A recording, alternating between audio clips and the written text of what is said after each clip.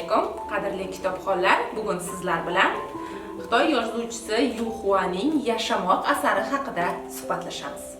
Yashamoq asari 20-asrning mashhur Xitoy yozuvchisi Yu Xua ijodidan chiqqan hayotiy va falsafiy mazmuni chuqur asarlardan biridir. Bu asar nafaqat Xitoy, balki jahon adabiy merosida ham o'ziga xos o'ringa ega.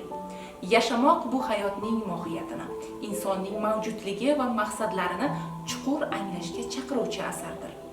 Yashamoq asarida Yu Xuaning asosiy e'tibori hayotning o'zi, uning o'zgaruvchanligi va inson ruhining ichki olamiga qaratilgan.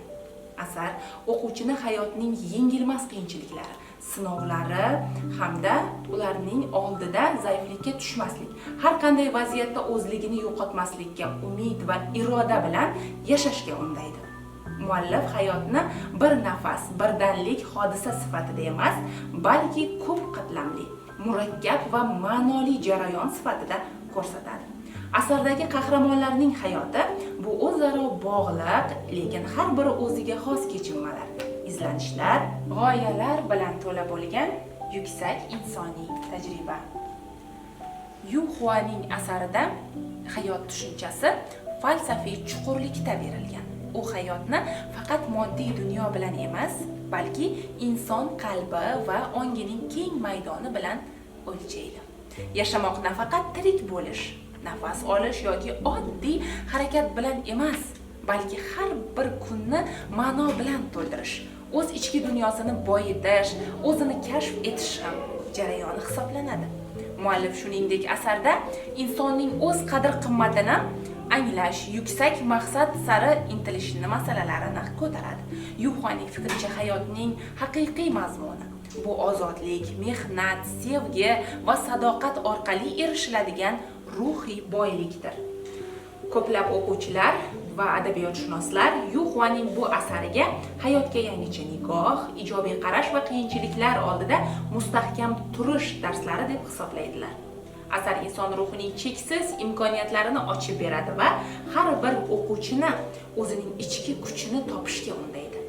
Asardagi qahramonlar bu oddiy odamlar emas, balki hayot sinovlari va ichki kurashlari orqali o'zligini topishga intilayotgan shaxslardir.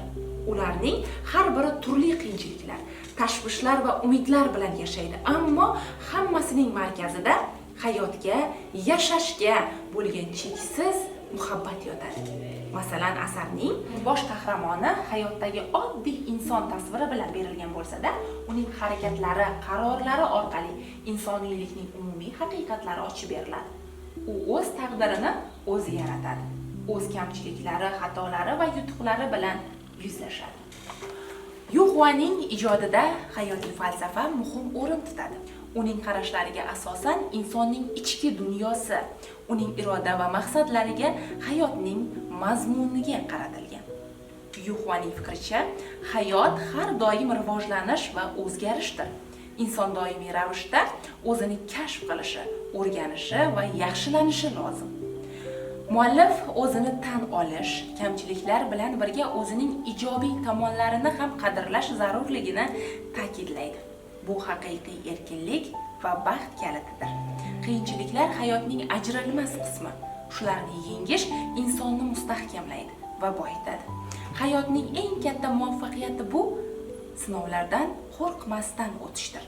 Yu Xuaning falsafasidagi sevgi yashash uchun asosiy kuch, insonlarni birlashtiruvchi va rivojlantiruvchi omil.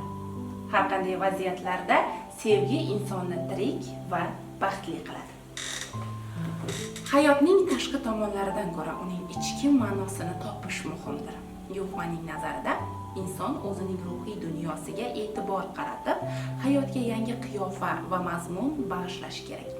Yu Xuaning Yashamoq asari bu inson hayotining eng murakkab, eng muhim savollariga javob izlovchi asaridir. U birga hayotni nafaqatgina tashqi ko'rinishi bilan emas, balki ichki ma'nosini va ruhiy faolligi bilan qadrlashni o'rgatadi. Bu asar orqali har bir kunini qadrlab, chinakam baxtga intiladi.